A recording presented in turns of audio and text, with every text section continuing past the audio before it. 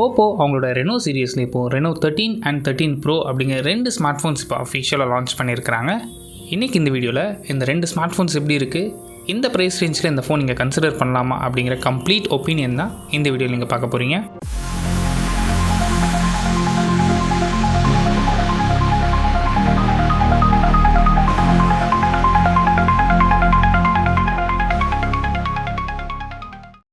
First நம்ம எப்பவும் பார்க்குறது டிசைன் தான். டிசைன் பொறுத்த வரைக்கும் ரெண்டு ஃபோன்ஸுமே கிட்டத்தட்ட ஒரே மாதிரி டிசைன் தான் இங்கே யூஸ் பண்ணியிருக்கிறாங்க. அண்ட் டிசைன் பார்க்குறதுக்கும் நல்லா இருக்குது. இந்த டிசைன் பற்றி உங்களோட ஒப்பீனியன் என்ன அப்படிங்கிறது நீங்கள் கமெண்ட் பண்ணுங்கள். Reno 13 Pro பொறுத்த வரைக்கும் 6.83 இன்ச்சஸ்க்கான டிஸ்பிளே அண்ட் இந்த டிஸ்பிளேக்கு உங்களுக்கு 1.5K ரெசல்யூஷன் கொடுத்துருக்குறாங்க. ஸோ நல்ல ஷார்ப்பான டிஸ்பிளே. அண்ட் இந்த டிஸ்பிளேக்கு உங்களுக்கு 120 ஹெர்ட்ஸ்க்கான ரெஃப்ரெஷ் ரேட் சப்போர்ட்டும் இருக்குது. கூடவே உங்களுக்கு இந்த டிஸ்பிளே மூலமாக உங்களுக்கு 1200 நிட்ஸ் வரைக்கும் மேக்ஸிமம் பிரைட்னஸ் போகும்னு சொல்கிறாங்க. அடிஷ்னலாக அந்த டிஸ்பிளேக்கு HDR10+ சப்போர்ட்டும் இருக்குது. Reno 13 பொறுத்தவரை 6.59 இன்ச்சஸ்க்கான ஃபுல் HD+ டிஸ்பிளே கொடுத்துருக்குறாங்க. இதுவும் நல்ல டிஸ்பிளே தான். இதுக்கு AMOLED டிஸ்பிளே.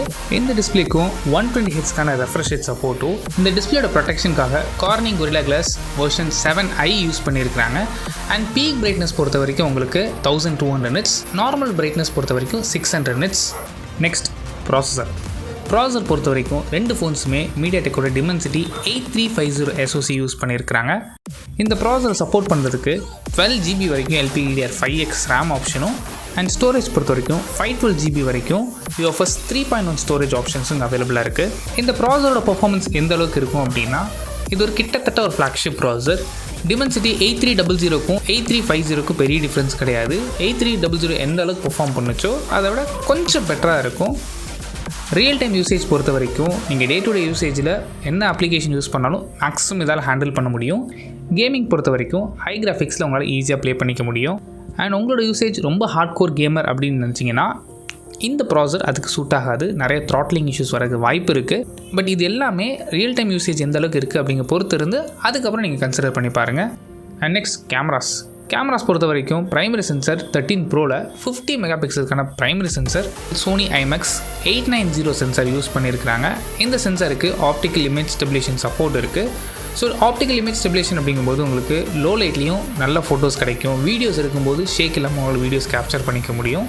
செகண்டரி சென்சர் இங்கே 50 மெகாபிக்சலுக்கான சாம்சங்கோட JN5 சென்சர். இது வந்து டெலஃபோட்டோ லென்ஸ்.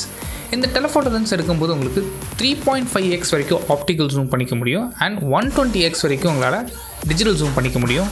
டெலஃபோட்டோ லென்ஸ்க்கும் உங்கள் ஆப்டிக்கல் இமேஜ் ஸ்டெபிலேஷன் சப்போர்ட் இருக்குது. அண்ட் தேர்ட் சென்சர் 8 மெகாபிக்சலுக்கான அல்ட்ராவைட் லென்ஸ். இந்த அல்ட்ராவைட் லென்ஸ் வந்து OmniVision 80D சென்சார் இங்கே யூஸ் பண்ணியிருக்கிறாங்க. அண்ட் Reno 13 பொறுத்த வரைக்கும் இங்கே 50 மெகாபிக்சலுக்கான ப்ரைமரி ஷூட்டர், இதுக்கு ஆப்டிக்கல் இமேஜ் ஸ்டெபிலேஷன் சப்போர்ட்டும் இருக்குது. அண்ட் செகண்டரி சென்சார் பொறுத்த வரைக்கும் 8 மெகாபிக்சலுக்கான ultrawide lens and third monochrome sensor தான் கொடுத்துருக்காங்க. 2 மெகாபிக்சலுக்கான மோனோக்ரோம் ஷூட்டர்.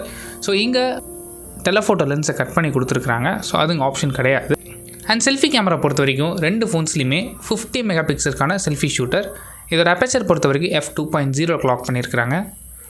நெக்ஸ்ட் பேட்டரி பொறுத்த வரைக்கும் 13 Proவில் 5800 mAhக்கான பேட்டரி அண்ட் Reno 13ல் 5600 mAhக்கான பேட்டரி சப்போர்ட் இருக்குது. இது ரெண்டுமே சார்ஜ் பண்ணுறதுக்கு உங்களுக்கு 80 வாட்ஸ்க்கான ஃபாஸ்ட் சார்ஜிங் சப்போர்ட்டும் கொடுத்துருக்குறாங்க.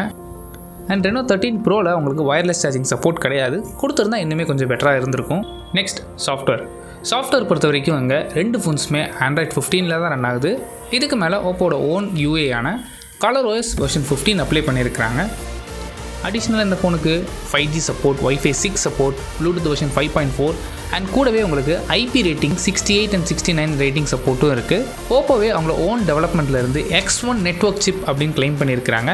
இந்த சிப்போட மெயின் அட்வான்டேஜ் என்ன அப்படின்னா, ஆல்ரெடி இருக்க நெட்வொர்க் கவரேஜை இன்னுமே என்ஹான்ஸ் பண்ணி இந்த X1 சிப் கொடுக்குன்னு சொல்லியிருக்கிறாங்க. ஸோ இதுவும் எந்த அளவுக்கு இருக்குது அப்படிங்கிறத நம்ம ரியல் டைம் யூசேஜில் பார்த்துக்கலாம். நெக்ஸ்ட் ப்ரைஸிங் பொறுத்த வரைக்கும் Oppo Reno 13 உங்களுக்கு 8GB RAM 120GB வேரியண்ட் 37,999க்கும் and 8GB RAM 256GB variant உங்களுக்கு 39,999க்கும் ப்ரைஸ் பண்ணியிருக்கிறாங்க. அண்ட் Reno 13 Pro பொறுத்த வரைக்கும் பேஸ் வேரியண்ட் 12/256GB வேரியண்ட் 49,999க்கும் அண்ட் 512GB வேரியண்ட் 54,999க்கும் ப்ரைஸ் பண்ணியிருக்கிறாங்க. ஸோ ஓவராலாகவே இந்த ப்ரைஸ் ரேஞ்சில் இந்த ஃபோன் வாங்கலாமான்னு கேட்டிங்கன்னா, நீங்கள் உண்மையிலே ஒரு ஓப்போ தான் உங்களுக்கு முக்கியமாக வேணும் அப்படின்னு நினச்சிங்கன்னா இந்த ஃபோன் நீங்கள் பர்ச்சேஸ் பண்ணுங்கள். இல்லை உங்களுக்கு வேல்யூ ஃபார் மணியாக வேணும்னு நினச்சிங்கன்னா இதோட பெட்டரான ஸ்மார்ட் ஃபோன்ஸ் நிறைய இருக்குது, நீங்கள் அதையும் கன்சிடர் பண்ணி பார்க்கலாம். அதுக்கான வீடியோஸும் நம்ம சேனலில் இருக்குது, நீங்கள் அதையும் செக் பண்ணி பாருங்கள். அண்ட் இந்த ஃபோன் பற்றி உங்களோட ஒப்பீனியன் என்ன, இந்த ப்ரைஸ் செஞ்சு இந்த ஃபோன் நீங்கள் வாங்குவீங்களா அப்படின்னு கமெண்ட் பண்ணுங்கள். சப்போஸ் இந்த ஃபோன் வாங்கணும்னு நினச்சிங்கன்னா ஃப்ளிப்கார்ட்டில் இந்த ஃபோன் January 11th உங்களால் பர்ச்சேஸ் பண்ணிக்க முடியும். அண்ட் வேறு என்னெல்லாம் வீடியோஸ் வேணுங்கிறத கமெண்ட் பண்ணுங்கள், அதையும் கவர் பண்ணுவோம். தேங்க்ஸ் ஃபார் வாட்சிங்.